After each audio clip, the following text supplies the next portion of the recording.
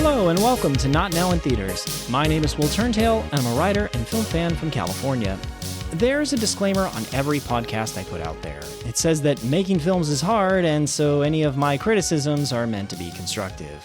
Well, the film we're going to be talking about in this episode, Living in Oblivion, is the living proof of why a message like that exists.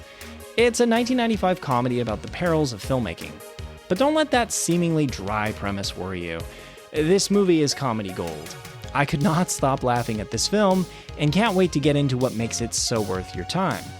Just before we start, that message I hinted at a few seconds ago, I'm going to remind you that making films is hard, and you have to respect that. So any criticisms are meant to be constructive. Also, this review could contain spoilers. I'll do my best to call them out for you when they come up. Okay, let's get into it.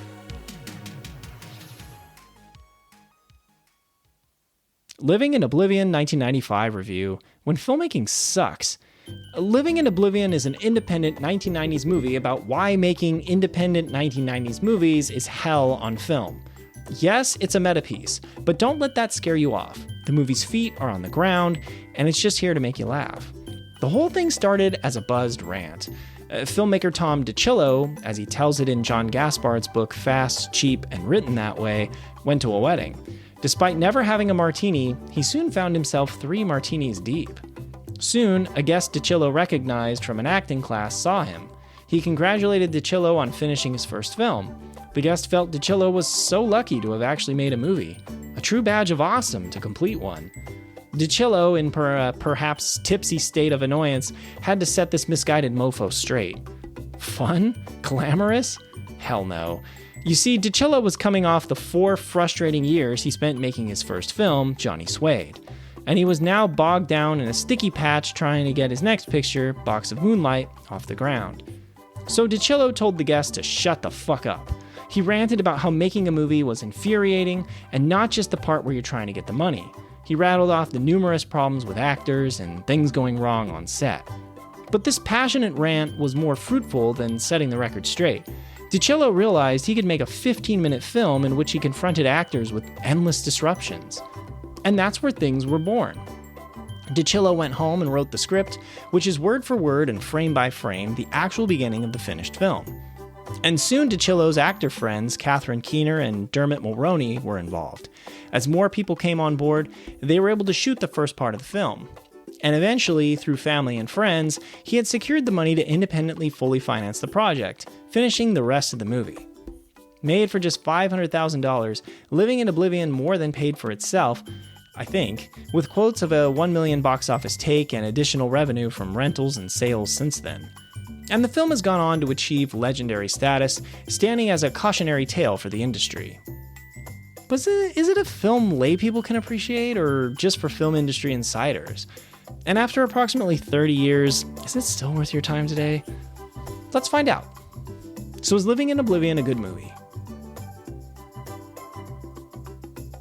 The plot of Living in Oblivion.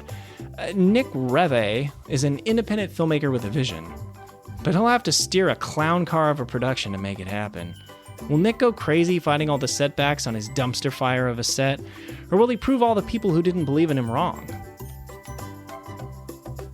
Just to walk you through the cast here, Nick Reve, or Nick Reeve, I'm not sure which way it's pronounced, is played by Steve Buscemi. Catherine Keener plays Nicole. Dermot Mulroney plays Wolf. Danielle Von Zernick plays Wanda. James LaGrosse comes in as Chad Palomino. Peter Dinklage comes in as Tito. Kevin Corrigan is assistant camera. And you can read the rest of the main cast here in the transcript. And if you wanted to see a trailer for Living in Oblivion, you can do that with the link at the links in this episode section at the bottom of this transcript. I also put in some clips from the movie, which I don't think actually highlight the film very well, to be honest. It's much funnier than they portray it there. And there are links to any screen cap from IMDb that I reference, or anything else in there too. So let's talk about what's good about this movie. The first thing I'm going to call laughs all over and give it a whopping 8 points. Even if a movie is funny, if it relies on only one type of joke, the humor becomes stale. And I don't mean past its prime bread with a bit of mold on its stale. I mean a pretzel bag that hasn't been nicely sealed kind of stale. You can eat it, but it's no longer crisp. For example, imagine all your jokes are part of a dialogue. After a while, you get tired of listening, and it begins to feel like everyone in your film walks the same way, or talks the same way, or is overreaching for laughs. And since this movie is a meta piece, I worried that there would only be situational humor. Oh, look at this silly situation, frim, haha, nonsense. Nah, the jokes are all over the comedy map. There are hilarious lines, like when Nicole laments to Nick that she, quote, feels like an asshole, to which he replies, you're just saying that because you have preparation H on your face. And there are awkward moments, clashes of fragile egos, breaking equipment, food poisoning, and fun with an eye patch, just to start. Every problem on set is both realistic and hilarious.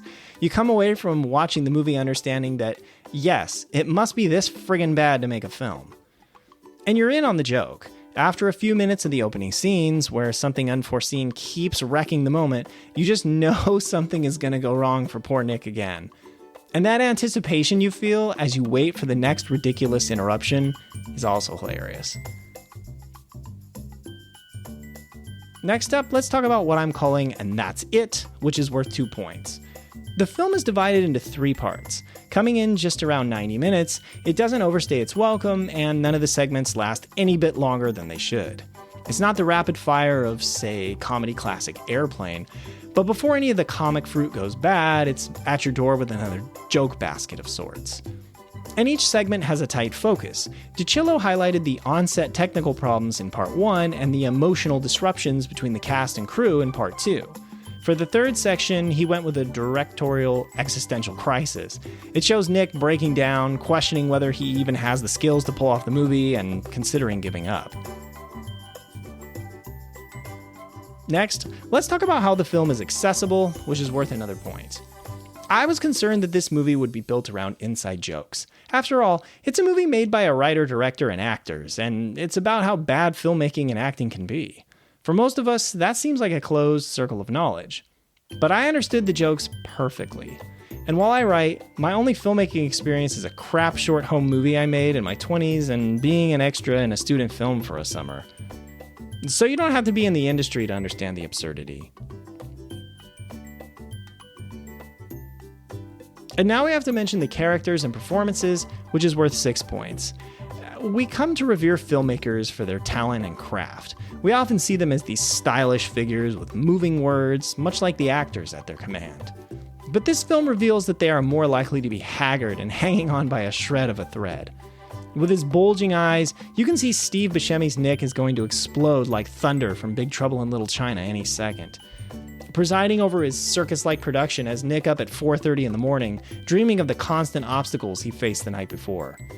And in the middle of it all, he's still developing a crush on Nicole that he can't find the gumption to act on. Nicole is afraid she wasn't that good in that shower scene in a Richard Gere movie, and definitely feels she's not doing well in this film either. She dreams of her future life where she's a waitress. Keener pulls off an impressive feat in her performance. She has to act as if she's someone else, sometimes succeeding, other times put off by thoughts in her head.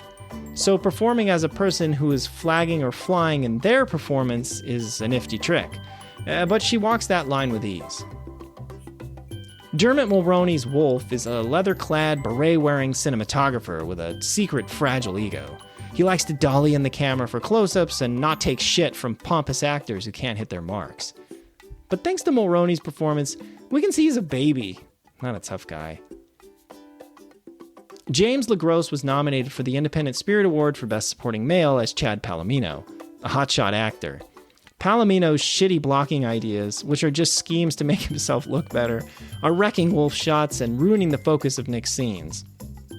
And Tito, a little person played by Peter Dinklage, doesn't appreciate being stereotyped. The film has that little gift of opening the mental door a crack, giving us glimpses into the character's fears, weaknesses, or desires that provide the complete characterization. So if we add it all up, Living in Oblivion snags 17 points. On my scale of let's not watch, should I watch, or go watch this movie, I'm going to give it my go watch rating. Living in Oblivion is like a hilarious cautionary tale. It dispels all the supposed glamour of filmmaking, peeling back the brown curtain so you can see the true shit show behind it. But while its mockery is sharp, it stands on its own as an actual brilliant piece of filmmaking. The script moves quickly, the characters are well acted and lively, and it is mindful of its humor about the film industry, making it accessible to all audiences. This is a must-watch for anyone who loves movies to see what's hateable about making them. The legacy of Living in Oblivion. So what is the legacy of Living in Oblivion? The movie has received numerous positive reviews since its release and earned the Waldo Salt Screenwriting Award at the 1995 Sundance Film Festival. It also has Independent Spirit nominations. I'd probably need a crazy-ass wall chart a la Charlie from Always Sunny in Philadelphia, where he's trying to explain how there's no Carol in HR to make these connections for you. But I'm going to argue that you can chase a line from Living in Oblivion to future metafilms like Charlie Kaufman's adaptation. I'm not going to say it's the only movie about the absurdity or difficulties of making a movie, though. If Federico Fellini's 8.5 had come out as early as 1963, for example, that's more of an existential, avant-garde thing, of course, but you get the idea. It is said that asshole actor Chad Palomino was based on director Tom DiCillo's experiences working with Brad Pitt on Johnny Suede, but apparently Tom DiCillo's DVD commentary track says this is not the case. Tom DiCillo's career is wide and varied. He's directed 8 films so far, including 2006's Delirious, where he teamed up with Steve Buscemi again. Johnny Suede was nominated for the Grand Jury Prize at the Sundance Film Festival, and he has also received a Grand Jury Prize nomination for his documentary about The Doors, titled When You're Strange. It was then nominated for an Emmy Award and a Grammy Award. He's also well known for his cinematography, frequently working with his friend Jim Jarmusch. He's been behind the camera for movies like Stranger Than Paradise and Coffee and Cigarettes. DiCillo's website describes him as one of the founding members of the American independent film movement that began in New York City in the late 1970s. I'm not going to cover how successful Steve Buscemi's career has gone on to be because, come on, you probably know that. But I think it's cool that throughout his career he's been in total mainstream movies like Con Air or Armageddon, and independent stuff like this movie or, say, Ghost World. Catherine Keener, who played Nicole, has a considerable reputation for these independent movie things. She's, of course, been in Being John Malkovich, which was one of her 2 Academy Award nominations. She had her other nomination for playing Harper Lee in Capote. She has also received nominations for Primetime Emmy Awards, a BAFTA Award, and 2 Golden Globes. Keener is someone directors tend to latch onto. She was in DiCillo's first 4 films, 3 Spike Jonze films, and 5 Nicole Holofcener movies. I'm not sure how you pronounce that. I'll never forget that Catherine Keener is great in Death to Smoochy. This movie also starred Edward Norton, Robin Williams, and Danny DeVito. It mocked Barney the dinosaur while revealing the darker side of entertaining children. That's just a very favorite movie of mine. So I hope if you've seen it or haven't seen it, you need to go out and watch it. And if you've seen it, go watch it again.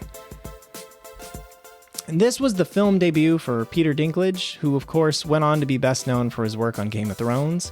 He won the Primetime Emmy Award 4 times in his role as Tyrion Lannister. He also has a Golden Globe and Screen Actors Guild Award for the same role.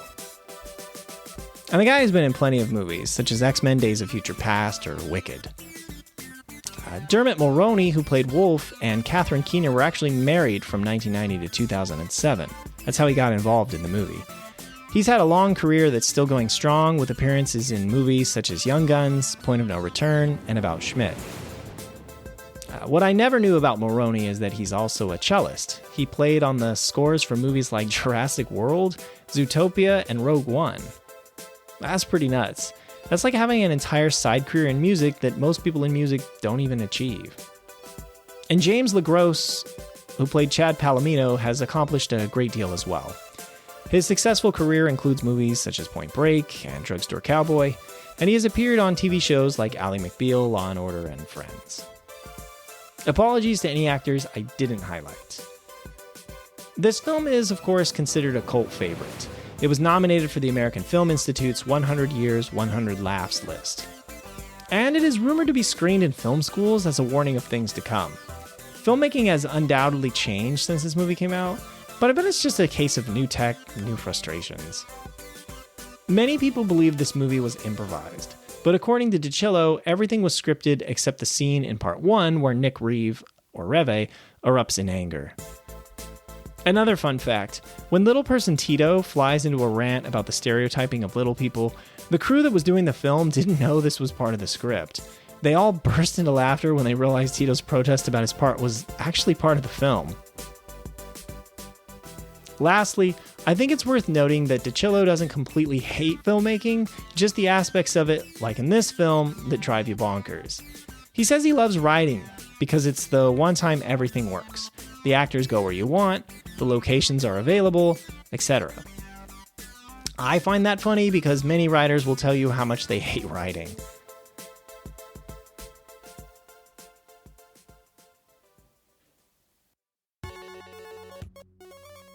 Okay, that's all I have for this episode.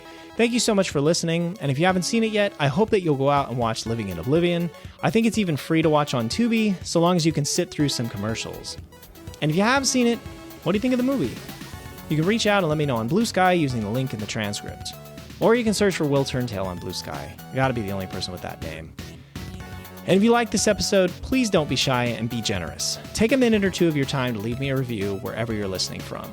I'm the only one that puts this show together, so just 1 to 2 minutes of your time would really help me out, and I'd love to hear what you think of the show. Or if you're listening on YouTube, be sure to like and subscribe. New episodes of this podcast come out on Tuesdays, unless it was this episode, which I just released on a Wednesday. But hey, I do my best here, so I'll be back with you in about a week with something else retro that we can explore together. I'm not sure what next week's episode will be. It might be Runaway Train, a movie originally written by the master of almost all masters, Akira Kurosawa, yet somehow finding its way to Canon Films. Yes, the Invasion USA American Ninja Company. It's probably one of the best movies the studio actually made, which I'd love to get into with you. So be sure to come back next week, as hopefully that episode is ready in time on Tuesday. This podcast episode is production copyright of Overegg Media LLC, located in Sacramento, California. Reference photos linked in the transcript are copyrighted by the Internet Movie Database. This review's factual information was gathered through online sources like Wikipedia, IMDb, or interviews. Misrepresentations and errors are possible, but unintentional. The introduction music, exit music, and additional music were all made by Kevin MacLeod of Incompetech.com. They were all licensed under Creative Commons by Attribution 4.0 license. The titles of the songs are Neon Laser Horizon, Voxel Revolution, Glitter Blast, and Aerosol of My Love. Goodbye for now.